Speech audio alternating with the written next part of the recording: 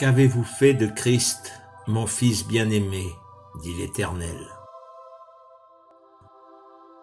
Beaucoup de visions, de prophéties sur ce qui s'est passé en l'église Porte Ouverte de Mulhouse et dans le monde.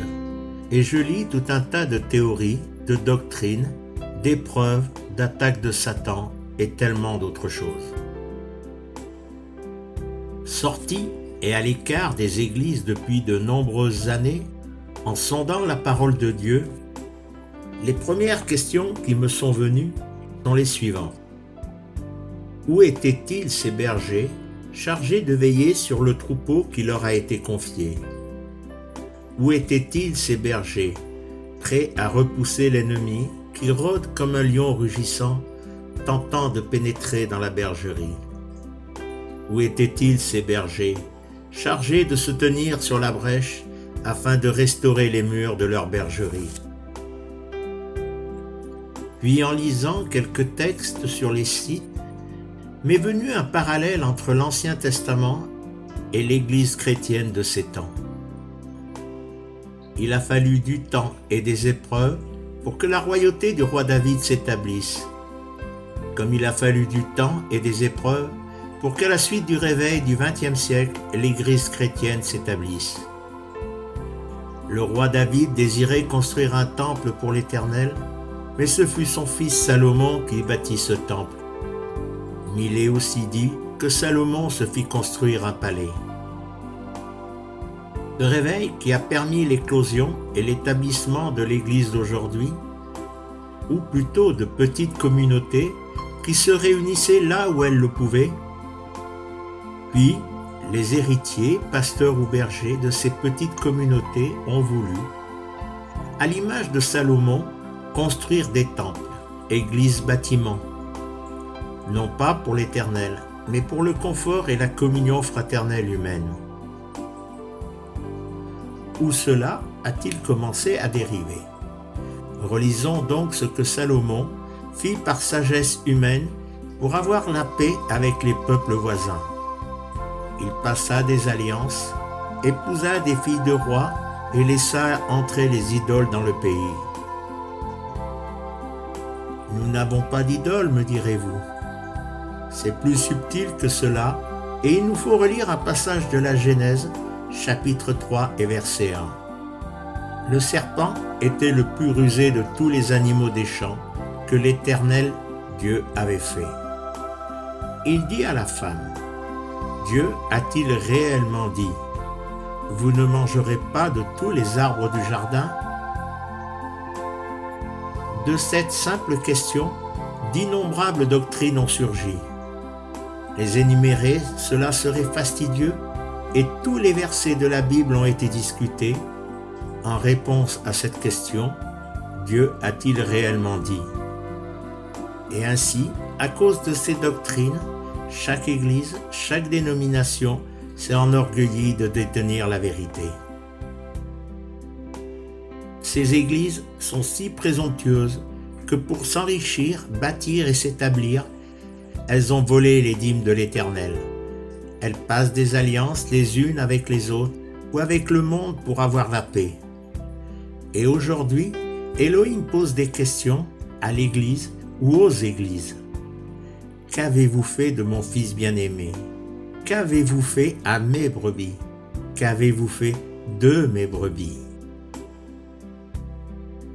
Dans le brouhaha des musiques spirituelles, des chants répétés sans cesse comme une litanie, des prières sans fin, ces questions ne sont pas entendues. Et quand un fléau mortel frappe, chacune de ces églises clame haut et fort les promesses de Dieu. Comme le peuple hébreu clamait haut et fort la présence du coffre de l'Éternel en face des Philistins. Premier livre de Samuel, chapitre 4, versets 3 à 5. Le peuple rentra au camp et les anciens d'Israël dirent « Pourquoi l'Éternel nous a-t-il laissé battre aujourd'hui par les Philistins? Allons chercher à Silo l'arche de l'alliance de l'Éternel, qu'elle vienne au milieu de nous, et qu'elle nous délivre de la main de nos ennemis. » Le peuple envoya à Silo d'où l'on apporta l'arche de l'alliance de l'Éternel des armées qui siège entre les chérubins.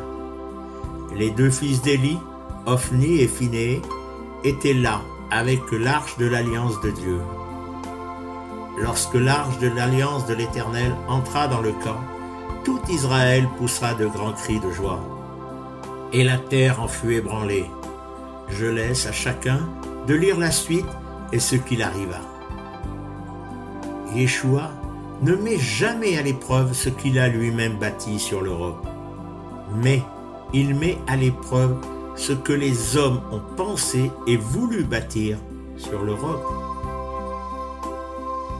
Maintenant, il nous faut relire le deuxième livre des Chroniques, chapitre 7 et verset 14.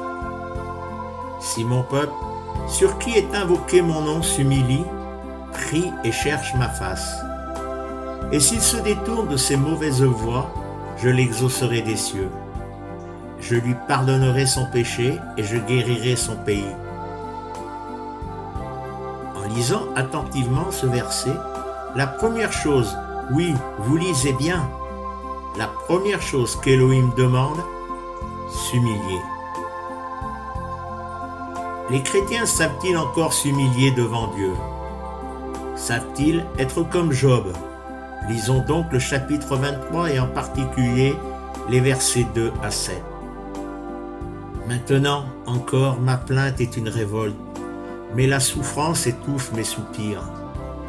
Oh, si je savais où le trouver, si je pouvais arriver jusqu'à son trône. Je plaiderais ma cause devant lui, je remplirai ma bouche d'arguments, je connaîtrai ce qu'il peut avoir à répondre, je verrai ce qu'il peut avoir à me dire. Emploierait-il toute sa force à me combattre? Ne daignerait-il pas au moins m'écouter? Ce serait un homme droit, plaiderai avec lui, et je serai pour toujours absous par mon juge. Si les églises, si les chrétiens pouvaient un instant, ne serait-ce qu'un instant, cesser de réclamer encore et encore. Si les églises, si les chrétiens pouvaient un instant plier le genou, tomber sur la face, s'humilier et prier en cherchant la face d'Élohim, et s'humilier, se taire et écouter ce que Élohim veut dire. Alors, Élohim exaucera des cieux, Élohim pardonnera son péché, et Élohim guérira son pays. Peut-être est-ce trop demandé, mais c'est le prix à payer. Soyez bénis en Yeshua.